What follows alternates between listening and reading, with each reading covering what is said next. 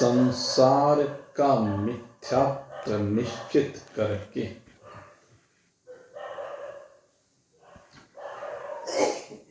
अपनी आत्म सत्ता में विराजमानता हेतु निरंतर प्रयासरत जिज्ञासु वृत्त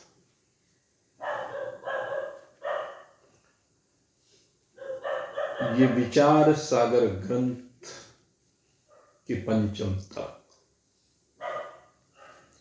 और इस पंचम तरंग में अदृष्टि नामक शुभ संतति के पुत्र की शंका का समाधान सद्गुरुदेव कर रहे हैं। और समाधान करते हुए अब तीन सत्ताओं के संदर्भ में चिंतन किया जा रहा है।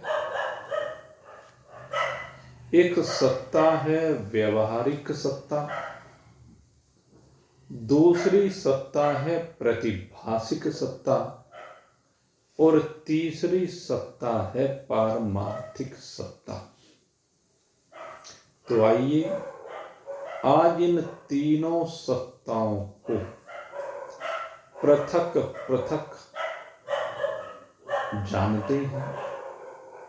सबसे पहले इसमें व्यवहारिक सत्ता के संदर्भ में चिंतन किया गया, क्योंकि ये व्यवहारिक सत्ता ही सबसे महत्वपूर्ण है।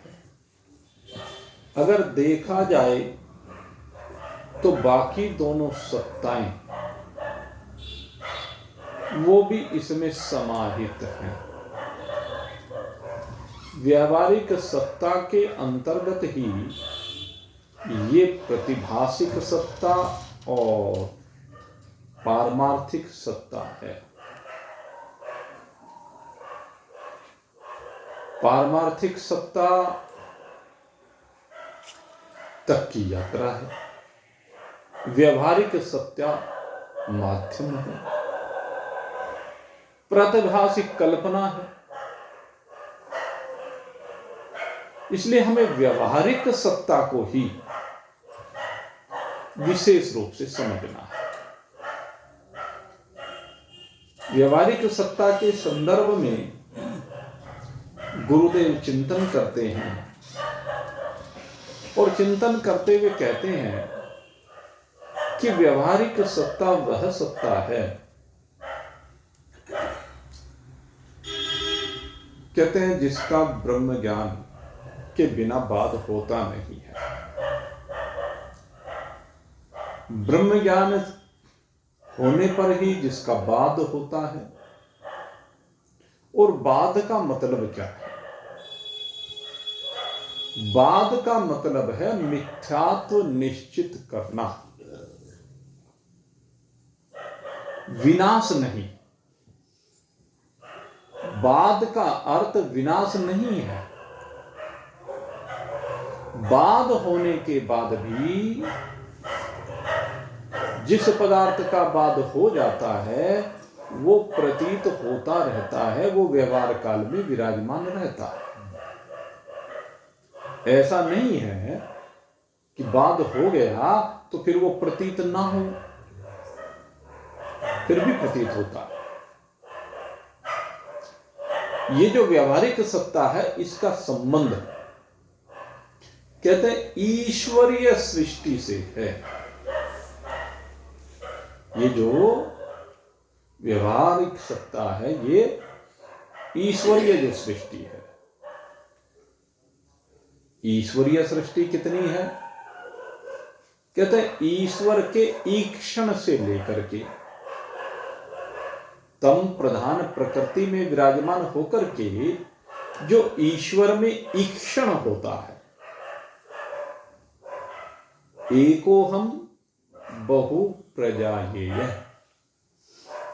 ईश्वर में ईक्षण हुआ कि मैं एक हूं, पर एक अनेक प्रकार की उत्पत्ति करने वाला बनूं, या मैं अनेक प्रकार की उत्पत्ति करूं, अनेक प्रकार का विविधता से भरा हुआ संसार बनाऊं, ऐसा ईक्षण जब ईश्वर में होता है तो उनके उस ईक्षण से ही उस तम प्रधान प्रकृति का मंथन होता है, और मंथन होकर के फिर क्रमशः पंचभूतों का प्रकटन होता है, पंचभूतों के गुणों का प्रकटन होता है, पंचभूतों के सतोगुण से इंद्रियों का प्रकटन होता है, ज्ञानेंद्रियों का, पंचभूतों के रजोगुण से पांचों कर्मेंद्रियों का प्रकटन होता है, पांचों भूतों के सम्मिलित सतोगुण से अंतःकरण चतुष्ट का प्रकटन होता है, और पांचों भूतों के सम्मिलित रजोगुण से पंच प्राणों का प्रकटन होता है। तो ईश्वर द्वारा जो बनाई गई ये सृष्टि है, इसमें पहले भूत, इंद्रिय, अंतःकरण, प्राण और इनके विषय, इनका प्रकटन होता है, सूक्ष्म प्रकटन होता है। सूक्ष्म माने व्यापक प्रकटन। इसको इस रूप में आप समझ सकते हैं, मान लीजिए हमने कहा कि आकाश के सतोगुण से कर्णेंद्रिय प्रकट हुई। कर्णेंद्रिय का एक व्यष्टिगत रूप है, व्यक्तिगत रूप जिसे आप कहते हैं, इन कानों के माध्यम से सुनना, जैसे मैं बोल रहा हूं, इस वाणी से शब्दों का प्रवाह हुआ, आपकी कर्णेंद्रियों तक पहुंचा और आपने उस शब्द को ग्रहण कर लिया। व्यक्तिगत रूप से अलग अलग कर्णेंद्रियों के माध्यम से शब्द को ग्रहण किया गया, लेकिन मेरे द्वारा बोला गया शब्द आप सभी ने ग्रहण किया, तो यह शब्द व्यष्टिगत नहीं रहा, यह शब्द व्यष्टिगत ना होकर के समष्टिगत हो गया। समष्टि का मतलब सर्वत्र फैला हुआ, सब जगह। और मैं फिर कहता हूं, ये इशारा कर रहा हूं, क्योंकि इस वाणी से निकला हुआ शब्द सब जगह फैला हुआ नहीं है, लेकिन ईश्वर जिस शब्द की उत्पत्ति करता है वो सर्वत्र फैला हुआ शब्द है। उसी शब्द को सब अपने अपने कानों से ग्रहण कर लेते हैं। यह कह लीजिए, ईश्वर ने यहां पर एक ऐसी व्यापक शक्ति प्रदान की, एक व्यापक शब्द प्रदान किया जिसको आप कानों के द्वारा ग्रहण कर सकते हैं। तो ये जो व्यापक फैला हुआ शब्द है ब्रह्मांड में, ये समष्टि है। जब मैं बोल रहा हूं तो आप समष्टि से ही शब्द को ग्रहण कर रहे हैं, व्यष्टि रूप से। मेरे बोले हुए शब्द को ये समष्टि में प्रविष्ट हुआ, निकला तो व्यष्टि से ही, प्रवाह तो व्यष्टि से हुआ, लेकिन इस ध्वनि विस्तारक यंत्र के माध्यम से यह विस्तार को प्राप्त हुआ और व्यष्टि में विस्तार को प्राप्त हुआ, व्यष्टि में फैला, वातावरण में कह लीजिए, वायुमंडल में कह लीजिए, यहां पर यह फैला और फैल करके आपके कानों तक पहुंचा। जितने आप लोग बैठे हुए हैं, आपके कानों ने ग्रहण किया। आप मान लीजिए 50 आदमी बैठे तो 50 ने, अगर 100 आदमी बैठे तो 100 भी उसी में से ग्रहण करेंगे, क्योंकि जिस जगह पर कोई बैठा हुआ नहीं, ये खाली स्थान है, शब्द तो यहां भी वो प्रवाहित हो रहा है। अब जैसे मान लीजिए राम कथा होगी तो सारा भर जाएगा, जब सारा भर जाएगा तो फिर ज्यादा लोग भी इसको ग्रहण कर लेंगे, क्योंकि इस सारी व्यष्टि में वो शब्द फैला हुआ है। तो ये तो सूक्ष्म अवस्था जहां पर सर्वत्र फैला हुआ शब्द है, स्पर्श है, रूप है, रस है, गंध, पांचों भूत सर्वत्र फैले हैं। पांचों भूतों से सुनने की शक्ति, शब्द को उत्पन्न करने की शक्ति, वो भी व्यापक रूप से फैली हुई है ब्रह्मांड में, जिसमें से हम ग्रहण करके कभी बोल लेते हैं, कभी सुन लेते हैं। बोल लेते हैं तो कर्मेंद्रिय बन जाती है, सुन लेते हैं तो ज्ञानेंद्रिय बन जाती है तो फैला हुआ शब्द ही, शब्द का ही, समष्टि शब्द का ही एक व्यष्टि रूप है। व्यष्टि सदा समष्टि से ही प्रकट होता है, व्यष्टि समष्टि से भिन्न नहीं होता। इसको शब्द में भी कहा, इसको वायु में भी कह सकते हो। वायु में अनेक बार आपको समझाया है, वायु में ये जो वायुमंडल में व्याप्त वायु है ये समष्टि है, और हम जो ग्रहण करते हैं इसमें से अपनी अपनी आवश्यकता के अनुसार वो व्यष्टि है। ये समष्टि और व्यष्टि का भेद है। समष्टि से ही व्यष्टि का प्रकटन होता है, व्यापक से ही सूक्ष्म का प्रकटन हो रहा है इसका। तो यही बात ईक्षण में आती है। पहले सूक्ष्म है, सूक्ष्म से फिर स्थूल का प्रकटन होता है। पहले सबके सूक्ष्म शरीर है और सूक्ष्म शरीर ही फिर स्थूलाकार होते हैं। जैसा जैसा स्थूलाकार जिसको मिलता है वैसा ही सूक्ष्म शरीर उसमें समा जाता है, और जैसे जैसे स्थूल आकार वृद्धि को प्राप्त होता है सूक्ष्म उसमें फैलता चला जाता है। सूक्ष्म वही है, सूक्ष्म का भेद नहीं है, लेकिन वो जैसे ढांचे में डाला जाता है, जैसे सांचे में डाला जाता है वैसा ही हो जाता है। सोचें आप, जिस समय एक बालक का जन्म हुआ तो ज्ञानेंद्रिय कर्मेंद्रिय तो फिर भी उसके अंदर वही है। आप सोच के देखें, बाल्यावस्था में जब आपकी 5-7 साल की उम्र थी, ये जो कान है, इस कान में जो सुनने की शक्ति है, ये तो जो उस समय थी कान में वही शक्ति आज भी है। बोलने की जो शक्ति उस समय थी आज भी है। इसमें कहां भेद हुआ? 5 साल के बच्चे का छोटा सा शरीर, फिर जवान हुए तो बड़ा शरीर हो गया। शरीरों में भले ही परिवर्तन हो गया, लेकिन इन ज्ञानेंद्रिय कर्मेंद्रियों की शक्ति में वो तो ग्रहण करने की, त्याग करने की शक्ति बनी रही ना। शरीर भले ही बड़ा हो गया, कान बड़े ही बड़ा हो गया, त्वचा भले ही ज्यादा हो गई, मांस भले ही ज्यादा हो गया, शरीर में हड्डियां बड़ी हो गई, तो सब वृद्धि को प्राप्त हो रही है।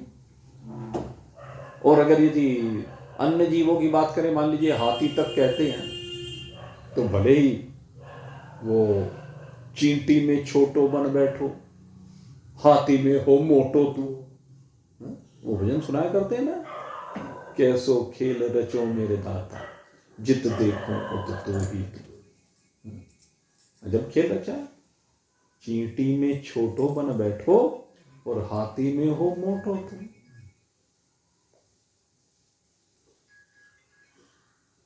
है तो वही, सूक्ष्म तो वही रहता है। एक शरीर से दूसरे शरीर में जब वो जाता है, चींटी के शरीर से हाथी के शरीर में गया तो हाथी बन गया, हाथी के शरीर से चींटी के शरीर में आया तो छोटा सा चींटी जितना बन गया। ये विशेषता है सूक्ष्म शरीर की। सूक्ष्म और स्थूल, इस सूक्ष्म को जैसा स्थूल भगवान प्रदान कर देते हैं कर्मानुसार, वैसे को ये धारण कर लेता। वैसे सूक्ष्म में से ही स्थूल की संरचना होती है। ये गहरा भाव है। सूक्ष्म, कहने को तो बात यह है कि सूक्ष्म स्थूल के रूप को ग्रहण कर लेता है, लेकिन वास्तविकता ये स्थूल भी सूक्ष्म से ही प्रकट होता है। जल सूक्ष्म है, लेकिन पृथ्वी जल से ही प्रकट होती है। अग्नि जल से भी सूक्ष्म है, लेकिन जल अग्नि से ही प्रकट होता है। वायु और भी सूक्ष्म है, लेकिन अग्नि वायु से ही प्रकट होती है। और आकाश तो उससे भी सूक्ष्म है, लेकिन वायु उसी से प्रकट होता है। यही नियम है। तो जितना सूक्ष्म होता चला जाएगा, उतना ही महान होता चला जाएगा। इसकी विशेषता है, उतना ही महान होता चला जाता है। स्थूल तो बहुत थोड़ा सा है, सूक्ष्म ही ज्यादा फैला हुआ है।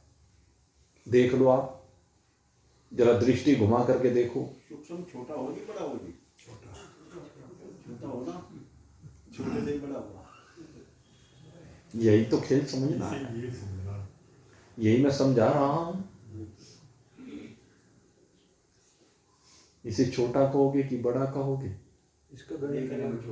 इस गणित को ही तो समझना है। सूक्ष्म में स्थूल प्रकट होता है, तो बड़ा कौन हुआ, महान कौन हुआ? स्थूल कितने से क्षेत्र में फैला हुआ है, और सूक्ष्म सोच के देखो। ये पृथ्वी का सरफेस आप देख रहे हैं, पृथ्वी जो हमारी है, इसके ऊपर की परत हम देख रहे हैं। और जरा विचार करके देखो, यहां से ऊपर आकाश की तरफ कहां तक विचार करोगे, कितनी पृथ्वियां इस आकाश में समाती चली जाएंगी। जितना व्यापक आकाश है, उसमें पृथ्वी कैसी है? छोटी छोटी गेंद है। जैसे वो फिल्मों में दिखा देते हैं ना, सीरियल्स में दिखा देते हैं, जब ब्रह्मांड दिखाते हैं तो उसमें छोटी छोटी गेंद की तरह से घूमते हुए दिखाते हैं। तो बाकी बीच का क्षेत्र तो खाली है ना, ये जो खाली क्षेत्र है ये सूक्ष्म है। आप कल्पना करके देखो, अपने आसपास के क्षेत्र को ही देख लो, खाली कितना है और भरा हुआ कितना है। तो व्यापक कौन सा हुआ, महान कौन सा हुआ? मोटी सी भाषा में है तो आप कितनी जगह घेर रहे हो इस शरीर में? इसी कमरे में देख लो कितनी खाली कहीं देख लो, यहाँ इस हॉल में देखो, बाहर देखो, जहां भी आप जाएंगे खाली स्थान बहुत विस्तृत है। और इस खाली स्थान में क्या है? धरती है क्या? इस खाली स्थान में धरती तो एक छोटी सी गेंद की तरह है। धरती से ज्यादा जल है, जल से ज्यादा अग्नि है, अग्नि से ज्यादा वायु है, वायु से ज्यादा आकाश है, और आकाश से ज्यादा तम प्रधान प्रकृति है, महतत्व है, अहंकार है, मूल प्रकृति है, और इन सब से अनंत गुणा शुद्ध सच्चिदानंद घन ब्रह्म है जो तुम हो। ये सब तुम्हारी ही वास्तविकता है, किसी और की नहीं।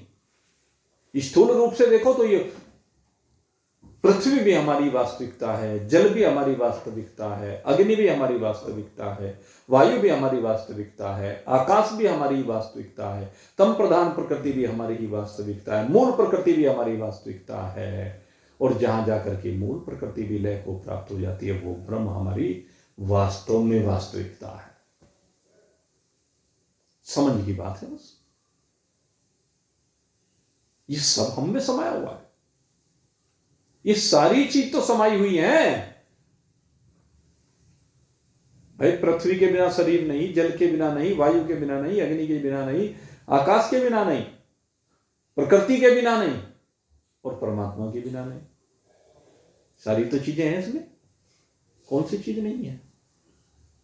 जैसे दूध है, दूध में चीनी मिला दी तो दूध ही रहा ना, अब दूध मीठा हो गया। दूध में अदरक का रस निकाला, मिला दिया, दूध में इलायची मिला दी, केसर मिला दिया, न जाने क्या क्या मिला दिया। है एक ही चीज, एक ही दूध, एक ही दूध में ऐसे भाई एक ही शरीर, एक ही शरीर में कितनी चीजें मिला दी। क्षिति जल पावक गगन समीरा, पंच रचित यह। सीधी सी बात है, इन 5 के द्वारा रचा गया है। तो समझने की बात है, सूक्ष्म महान है। हकीकत यह है कि सूक्ष्म में स्थूल का प्रकटन होता है, लेकिन लगता है कि स्थूल के अंदर सूक्ष्म विराजमान है, ऐसा लगता है। ये जो व्यापक आकाश है, ये जो व्यापक वायु है, चलो वायु से समझ लेते हैं, आकाश से समझना भारी हो जाता है। उसी का एक अंश शरीर के अंदर जा रहा है वायु रूप में, तो बड़ा कौन है? ये शरीर के अंदर की वायु बड़ी है या शरीर के बाहर की वायु बड़ी है? महान है, सीधी दिख रही है, और फिर भी हम मानते नहीं। भाई वो व्यापक है, उस व्यापक का एक अंश इस शरीर में है। जल का, अग्नि का, पृथ्वी का, वायु का, आकाश का, सबका एक अंश मात्र ही तो है। व्यापक तो वही है। तो इसलिए सूक्ष्म महान हुआ कि स्थूल महान हुआ? अब आप खुद बता दो, स्थूल महान है या सूक्ष्म महान है? सीधी सी बात हो गई। सूक्ष्म में स्थूल प्रतीत हो रहा है, सूक्ष्म ही स्थूल को गति दे रहा है, सूक्ष्म ही स्थूल से काम ले रहा है, सूक्ष्म ही इन स्थूल अंगों को क्रियाशील करता है। सोचो, अंतःकरण में अगर वृत्ति ना आए, अंतःकरण से अगर वृत्ति ना निकले, शब्द को सुन लोगे क्या? शब्द सुनेगा क्या? बताओ, सुन जाएगा क्या? अंतःकरण की वृत्ति निकलेगी तब शब्द सुनेगा। अवधूत दत्तात्रेय जी एक बाण बांटने वाले को, बाण बनाने वाले को, 2 तरह की बात आती है उसमें। एक बाण बनाने वाला था, पहले बाण का बहुत उपयोग होता था युद्धों में। तो जो बाण बनाने वाला था वो बाण की नोक सीधा करने में ऐसा मशगूल था कि उसके सामने से राजा की सवारी निकल गई। और जब राजा की सवारी निकलती है, ढोल ढपड़े, सैनिक जय जयकार करते हुए, नाचते गाते, धूम मचाते, उसके आगे से पूरी फौज निकल गई, राजा की पूरी सवारी निकल गई। क्योंकि जब राजा निकलता है वो अकेला थोड़ा ना निकलता है। जैसे मान लीजिए आपने नरेंद्र मोदी का काफिला, पता नहीं किसी ने देखा कि नहीं देखा, लेकिन यहाँ के जो मंत्री जब चलते हैं उनके काफिले तो देखते हैं ना। जब इनके काफिले चलते हैं तो कितनी गाड़ियां चलती हैं साथ में, सोचिए। ऐसे ही जब राजा की सवारी चलती है, पहले तो रथ लेके चला करते थे, अब राजा अगर निकल जाए, आप सोचें, अगर नरेंद्र मोदी एक गाड़ी में बैठ करके, खुली गाड़ी में, रथ में कह लीजिए, आज शामली के एक कोने से प्रवेश करे,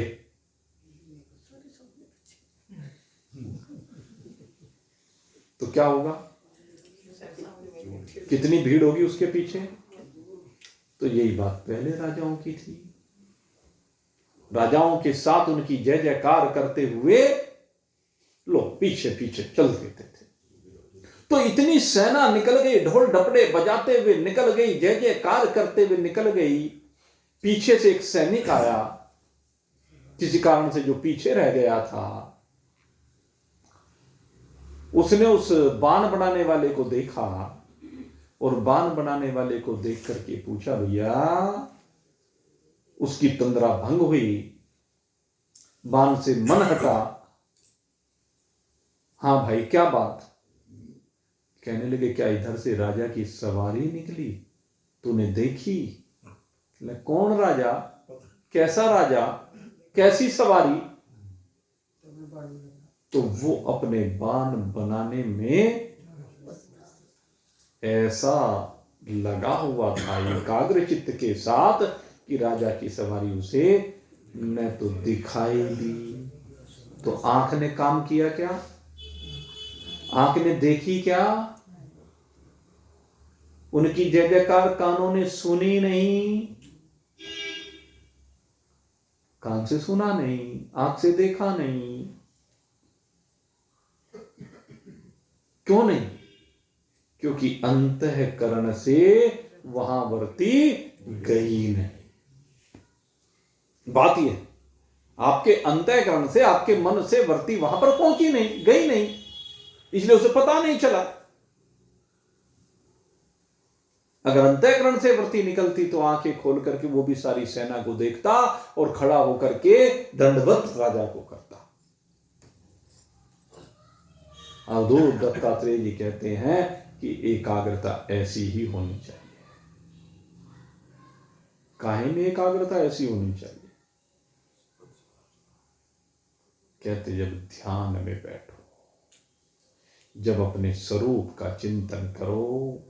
वैसे तो हर काम में कहा, लेकिन हमारा तो विषय जो है हम तो उसी में कहेंगे। अब बाकी जो जहां लगाए,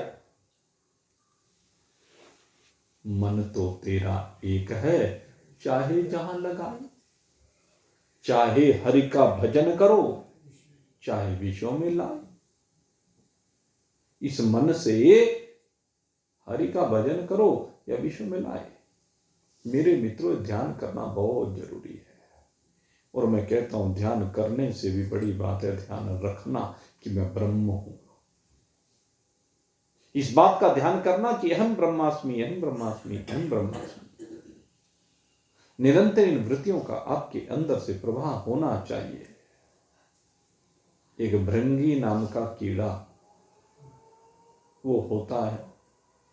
उस भृंगी नाम के कीड़े की विशेषता होती है कि वो एक कहीं से किसी कीड़े को पकड़ लाता है और ला करके उसे अपनी आवाज सुनाता है, घूं घूं घूं घूं घूं घूं, जैसे वो करते हैं ना, वो ऐसे ही करता है। और उससे वो घूं घूं सुन करके वो जो कीड़ा वो लेकर के आया वो भी भृंगी हो जाता है, वो भी घूं घूं घूं घूं घूं। जैसे ये नेताओं के चेले जोन सी भाषा बोलते हैं ना, वही भाषा वो भी बोलने लगते हैं। जैसे जैसी भाषा बाप बोलता है वैसी बेटा बोलने लगता है। स्वाभाविक सी बात है ना। तो महान पुरुषों की भाषा कौन सी है? अहम ब्रह्मास्मि, अहम ब्रह्मास्मि, अहम ब्रह्मास्मि। तो जब महान पुरुषों के संग में जो भी जिज्ञासु रहता है, वो जिज्ञासु भी जब अहम ब्रह्मास्मि, अहम ब्रह्मास्मि का डिम डिम घोष निरंतर गुरुदेव करते हैं, तो उनके उस घोष से वो भी बोलने लगते हैं, अहम ब्रह्मास्मि, अहम ब्रह्मास्मि, अहम ब्रह्मास्मि। और जब ये बोलने लगे शिष्य, तो कह दीजिए फिर कौन गुरु और कौन चेला? दोनों अहम ब्रह्मास्मि, अहम ब्रह्मास्मि, दोनों अहम ब्रह्मास्मि कहते हुए एक हो जाते हैं। गुरु और चेले का भेद मिट जाता है और गुरु यही चाहता है, हर गुरु की यही चाहना है। हर गुरु का एक ही भाव है, इसी के लिए वो सारी मेहनत करता है कि मेरा शिष्य बस मेरे ही भाव में मिल करके, मेरा ही स्वरूप धारण करके, मेरे ही भाव में रम जाए और उसके रोम रोम से बस एक ही डिम डिम घोष हो, अहम ब्रह्मास्मि, अहम ब्रह्मास्मि। गोपियां भगवान के प्रेम में ऐसी डूब गई कि बस उन्हें कृष्ण के अतिरिक्त और कुछ दिखा नहीं। उन्हें सर्वत्र कृष्ण ही कृष्ण दृष्टिगोचर होते हैं। और जब कृष्ण दृष्टिगोचर होते हैं तो वो कहने लगती हैं, कृष्णोहम कृष्णोहम कृष्णोहम। कृष्ण ने उपदेश यही दिया कि तुम मुझसे भिन्न नहीं हो, तुम मेरा ही स्वरूप हो। हे गोपियों, तुम में और मुझ में कोई भेद नहीं है। अगर मैं कृष्ण हूं तो तुम भी कृष्ण हो। कृष्ण की इस डिमडिम घोष को सुन करके, उनके बांसुरी के उस दिव्य वादन को सुन करके, उन बांसुरी से प्रवाहित होने वाली स्वर लहरी को सुन करके गोपियां भी बस कृष्ण में होकर यही कहती है, हाँ कृष्ण, हम कृष्ण ही हैं। ये गोपी भाव कृष्ण भाव में एक रूपता को प्राप्त हो जाता है। गोपी और कृष्ण एक होकर के एक ही भाव है, कृष्णोहम कृष्णोहम कृष्णोहम। गुरु और शिष्य का भी एक ही भाव है, अहम ब्रह्मास्मि, अहम ब्रह्मास्मि, अहम ब्रह्मास्मि। इस अहम ब्रह्मास्मि का आनंद उठाना है। इसीलिए सब उपदेश हैं और ये सब व्यवहारिक सत्ता में ही हैं। ये भी आपको बता दूं, ये व्यवहारिक सत्ता से ही पारमार्थिक सत्ता में पहुंचा जाता है। और इसके लिए समझना होगा ईश्वरीय सृष्टि के आरोप को।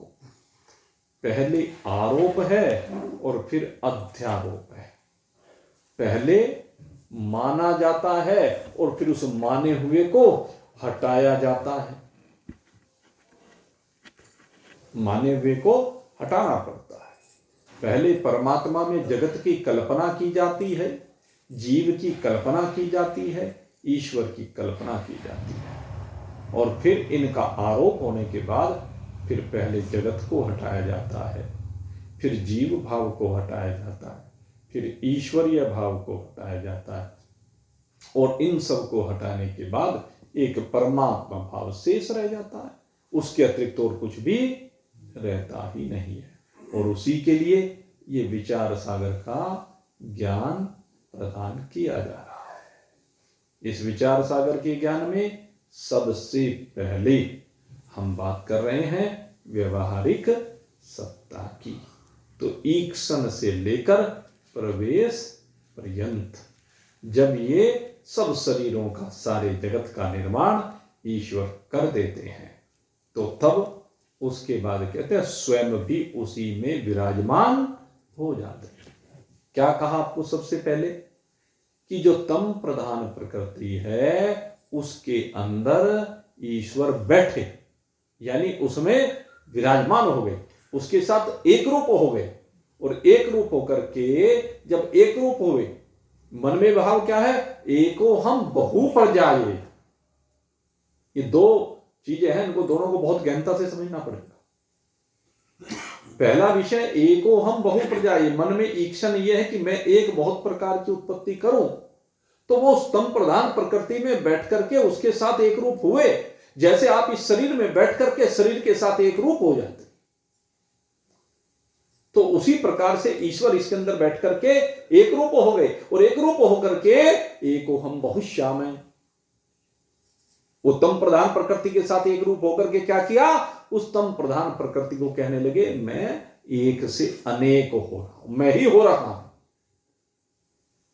क्योंकि जब उसके अंदर वो विराजमान हो गए तो वो बसे हुए हैं उसमें। तो तम प्रधान प्रकृति के जो विभिन्न रूपों को प्रकट किया, उन सब में वो स्वयं विराजमान हो गए, उसमें सारे में विराजमान हो गए। जैसे दूध में चीनी मिलाई, दूध में चीनी मिला दी और चीनी मिलाने के बाद उससे रबड़ी बनाई। अब रबड़ी बनाई, जब दूध से रबड़ी बनाई तो रबड़ी में मीठा है कि नहीं है? रबड़ी तो दूध की बनी, लेकिन दूध में मीठा था, इसलिए रबड़ी भी मीठी हो गई। दूध से अन्य अन्य मिठाइयां बनाई, बर्फी बनाई, पेड़ा बना, रसगुल्ला बनाया, मीठे दूध से, तो वो मीठे लगेंगे कि फीके लगेंगे? मीठे लगेंगे। तो ऐसे ही बस जैसे सारी मिठाइयों में मीठा समा गया, ऐसे ही सारे जगत में, सारे जीवों के शरीरों में, सब में ईश्वर भी समा गया।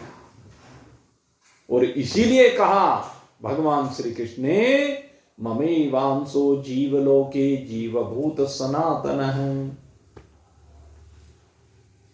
कहते हैं ममेवांसो, कहते हैं जीव, इस मृत्यु लोक में जितने भी जीव हैं, ममेवांसो जीवलोके जीवभूत सनातन है।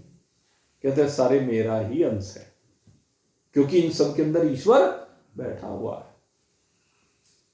ईश्वर है सर्वभूतानां हृदयदेशे तिष्ठति, ये उपनिषद कहता है। ईश्वर जो है सब भूतों के, सब भूत प्राणियों के हृदय में बैठा हुआ है, लेकिन अज्ञान के कारण से, नासमझी के कारण से वो जानता नहीं है, क्योंकि जानने का उसे अवसर ही नहीं मिलता।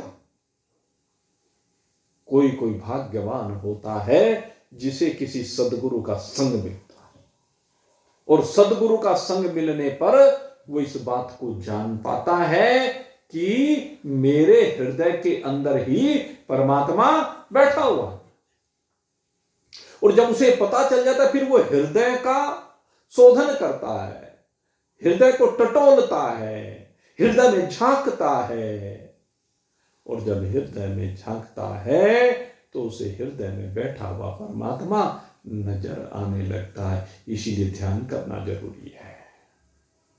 सारे शरीर से हटा करके ध्यान को एक हृदय में ले आइए। हृदय में जब आप जाएंगे तो वहीं पर हृदय के मंदिर में परमात्मा बैठा हुआ है। इसलिए ध्यान करना जरूरी है।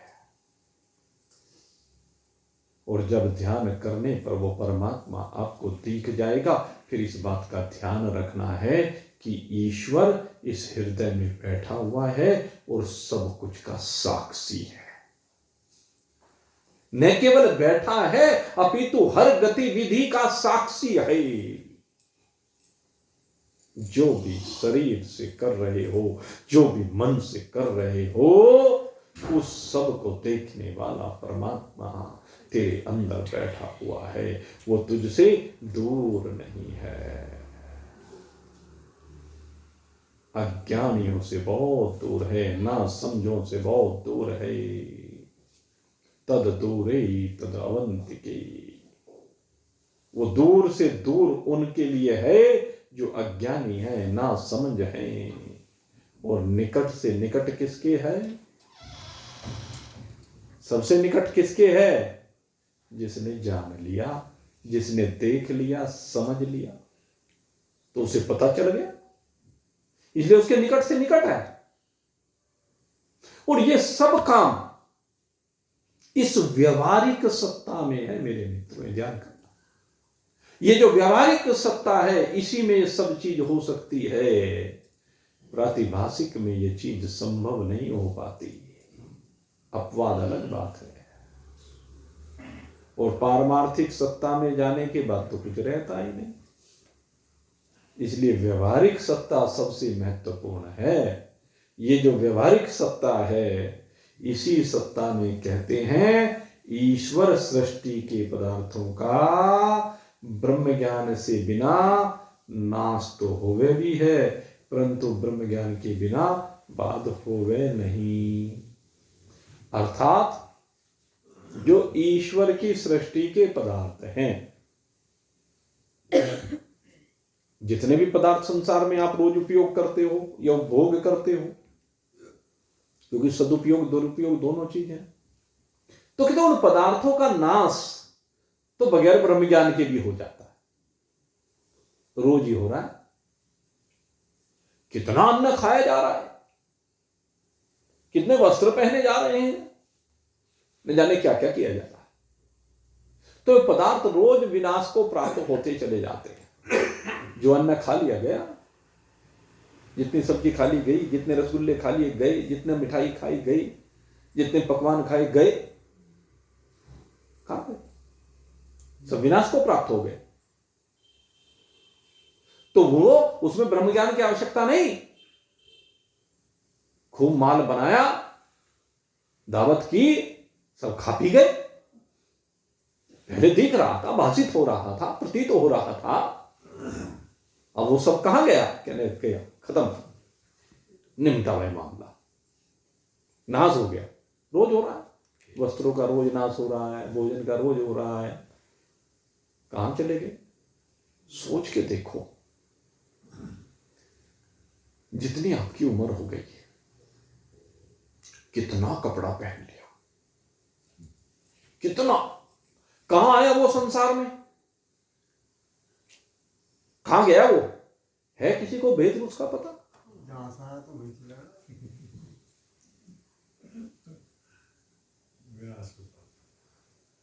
देखते देखते जयराम जी की तो पदार्थों का कहते हैं कि नाश हो जाता है ब्रह्म ज्ञान के बिना, लेकिन बाद नहीं होता। देखो ये बहुत महत्वपूर्ण विषय, बाद को समझना। वेदांत आपको बाद कराना चाह रहा है। नाश तो रोज हो रहा है, शरीर तो सबके नाश हो जाएंगे। बाबा चले गए, दादा चले गए, परदादा चले गए, मां चली गई, बाप चला गया, उनके बाप, उनके बाप, उनके बाप, उनके बाप, पता नहीं कितने बाप जानिए कहां चले गए। सब नाश को प्राप्त हो गए, सबका विनाश हो गया, कोई शरीर नहीं रहा। और जो उनसे दिख रहे हैं यही करेंगे, तो नाश तो इनका सबका होगा। लेकिन कहते हैं कि नाश होने से पहले पहले इसके मिथ्यात्व को निश्चित करो। जीते जी, जागते जागते इसका मिथ्यात्व निश्चित करो। ये सब मिथ्या है, काम चलाऊ है व्यवहारिक जगत में। मैं इनसे विलग, इनको जानने वाला हूं। जिस दिन इस बात को जानेगा तभी ब्रह्म ज्ञान हो जाएगा। मिथ्यात्व निश्चय, कैसा मिथ्यात्व निश्चय करें? जैसे रेगिस्तान में प्यासे व्यक्ति को प्यास लगी और सामने देखा, भाई सामने खूब जल लहरा रहा है, सागर है, चलो दौड़ के चलो। अब दौड़ता गया, जल मिला नहीं। जितना आगे बढ़ता जाए उतना जल भी आगे बढ़ता चला जाए। जैसे दर्पण का प्रतिबिंब जितना उससे दूर होते चले जाओगे उतना दूर होता चला जाता है। तो दूर होता जा रहा है, दूर होता जा रहा है। उसने पूछा भाई किसी राहगीर से, भाई ये जल दिख रहा है, मुझे मिलता क्यों नहीं? कहने लगे भाई ये जल नहीं है। क्या मतलब? मतलब ये है, ये सूरज की किरण इसके ऊपर पड़ रही है, रेत के ऊपर, और उसके कारण से ये उसकी चमक से जल लग रहा है तुम्हें। कह लो ऐसी बात है कि हाँ ऐसी बात है, देख ले उठा के कहीं से भी। इसलिए तू दौड़ रहा है, वो आगे बढ़ता जा रहा है, क्योंकि तेरी दृष्टि कुछ दूर तक तो रेत को ही देख पा रही है, उसके बाद वो रेत तुझे जल के रूप में दिख रहा। ये अज्ञान है, यही भ्रांति है। अब तू क्या कर? कहने लगे अपना इंतजाम और कर ले, ये तो रेत है, जल नहीं है। समझ में आ गया उसकी। जब समझ में आ गया तो क्या वो अब भी उस जल के लिए दौड़ेगा? क्या उस जल को पाने के लिए अब भी दौड़ लगाएगा क्या वो? अब वो दौड़ नहीं लगाएगा। क्यों नहीं लगाएगा? क्योंकि उसे मालूम हो गया कि ये जल है नहीं, ये रेत है। जल दिख अब भी रहा है, जल दिख तो अब भी रहा है, लेकिन उसे वो जल मानता नहीं है। कहते तो रेत जल के रूप में दिख रहा है। ऐसे ही जितने भी शरीर हैं वो मेरे तेरे के रूप में दिख रहे हैं, लेकिन न वे मेरे हैं न वो तेरे हैं। न बेटा मेरा है न तेरा है, न पति पत्नी मेरे हैं न तेरे हैं, न धन दौलत मेरी है न तेरी है। ये मिथ्यात्व निश्चित करना, इसको कहते हैं, इसको निश्चित करो, मन को पक्का करो। है किसी के अंदर इतनी हिम्मत? सोच के देखे। ये हिम्मत होके नहीं देती। जूते खाते रहेंगे, गालियां खाते रहेंगे, ताने सहते रहेंगे, पर है मेरा ही। इतने सोल में रहे, इतने तो रहेगी। नहीं फिर कटोला वही बस इसी को जो है समझना है। करत करत अभ्यास की जड़मति हो य सुजान, रस्सी आवत जावत है, सिल पर पड़े निशान।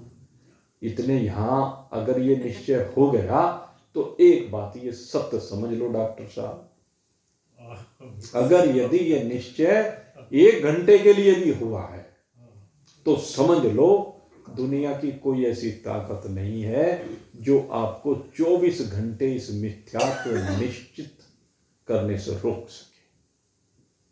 100% आप इसकी मिथ्यात्व को अनुभूत करेंगे, ये गारंटी है। भले इसमें समय कुछ लग जाए, लेकिन जैसी आपकी लगन है ना, मैं देख रहा हूं कई ऐसे सत्संगी हैं जिनकी लगन वास्तव में बहुत बढ़िया, बड़ी उच्च श्रेणी के, जो उत्तम अधिकारी है, उत्तम जिज्ञासु है। बस अनुभूत तो होता है उनकी स्थितियां, ऐसा नहीं कि किसी की स्थिति अनुभूत नहीं होती। सबकी स्थितियां अनुभूत हो जाती है, सबकी श्रद्धा दिख जाती है, सबका समर्पण दिख जाता है, सबका विश्वास दिख जाता है, और सब कौन कितनी ऊंचाई पर पहुंचा हुआ है ये भी दिख जाता है।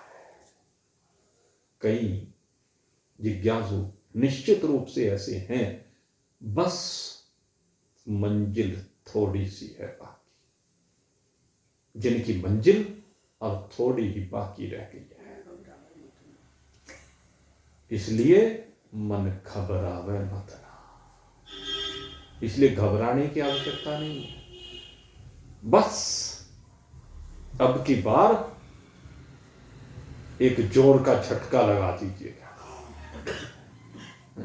प्रेम के साथ, श्रद्धा के साथ, जम करके, और फिर देखो बात 100% बनेगी। मैं किसी को ये नहीं कहता हूं कि 99% संभावना, 100%, क्योंकि काम 100% से बनेगा। इस आत्मज्ञान के पथ पर 99.99999 कितने 9 लगा लो, और अगर यदि 0.0000 हजार जीरो लगाने के बाद 1 लगाओ, इतनी भी रड़क रह गई तो जन्म है। आपको बताओ, व्यवहारिक सत्ता में जन्म है, जन्म के बाद मरण है, और जिस दिन ये निश्चित कर लोगे कि मेरा कभी जन्म हुआ ही नहीं, जन्म केवल रेगिस्तान के जल की भांति भास रहा है, तो उसी दिन ये भी भासने लगेगा कि मरण भी प्रतिभासिक है, मनन भी मिथ्या है। ये मरण नाम की चीज मुझ में कोई है नहीं, न जायते म्रियते वा कदाचिन नाय, मेरे में जन्म और मृत्यु कदापि है नहीं। जन्म और मृत्यु अज्ञान की है, मेरे में जन्म और मृत्यु हो नहीं सकती। जन्म और मृत्यु की कल्पना से मैं बिल्कुल विरहित हूं। यही निश्चित करना है। और जैसे ये निश्चित हो जाएगा कि ये भ्रांति है, तो फिर तो अपना स्वरूप में विराजमानता है। इसलिए भाई, मन को पक्का करो। इस मन को पक्का करो कि जो बात आप सुन रहे हैं ये अक्षरत सत्य है। अक्षरत सत्य है, इफ एंड बट कुछ नहीं। इसमें किंतु परंतु लेकिन मत लगाइए, इसमें संशय मत कीजिए, क्योंकि जो संशय करता रहता है संशयात्मा विनश्यति। संशयात्मा तो विनाश को प्राप्त होवे ही होगा। समस्त संशयों की सीमा से बाहर निकलिए और एक अपने स्वरूप परमात्मा में गोपियों की तरह से रम जाइए। लगन लगने की बात है। मीरा को लगी ना, ऐसी लागी लगन, मीरा हो गई मगन। मगन हो जाए और मगन होकर के केवल एक गिरधर की हो गई। गिरधर के अलावा उसे किसी का ख्याल ही नहीं है। मेरे तो गिरधर गोपाल, दूसरों न कोई। मेरे तो गिरधर गोपाल, दूसरों न कोई। जाके शीस मोर मुकुट, मेरो पति सोई। मेरे तो गिरधर गोपाल। जब वो ये कहने लगी तो वो ही नहीं हो गई क्या? बताया ना आपको, कृष्ण से प्रेम करते कृष्ण में रमते रमते कृष्ण रूप हो गई गोपिया। ऐसे अहम ब्रह्मास्मि में मन लगाते लगाते, अहम ब्रह्मास्मि से प्रेम करते करते अहम ब्रह्मास्मि ही हो जाते हैं। अहम ब्रह्मास्मि से भिन्न आपकी कोई दूसरी वास्तविकता नहीं है। पर भाई, मन को कैड़ा करो, मन को पक्का करो। काम क्रोध मद लोभ मोह की दीवारों को हटाओ रास्ते से। फिर देखो आनंद की कैसी रसधार बहती है। इस आनंद में डूबना सीखो। इस आनंद के साथ एक रूप हो जाओ। नमक की डली सागर में घुल करके सागर हो जाती है।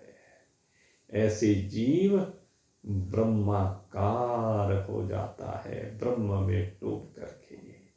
ब्रह्म से भिन्न उसकी कोई वास्तविकता है नहीं। मेरे मित्रों, इस वास्तविकता को अनुभूत करो। बड़े भाग्यशाली हैं आप लोग।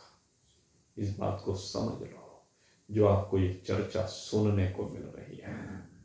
नहीं तो महान पुरुषों के मुख से भी ये केवल घर गृहस्थी की बातें सुनने को मिलेंगी। छोटे मोटे कर्मकांड करने को प्रेरित करने वाले मिलेंगे।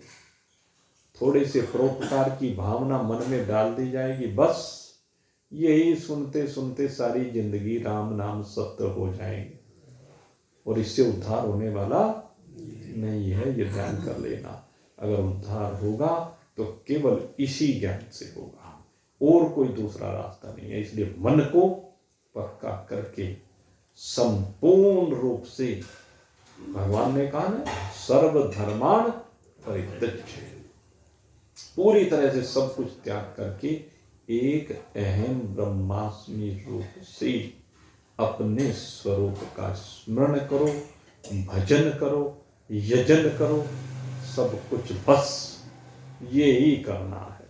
और यही करते करते यही हो जाओगे।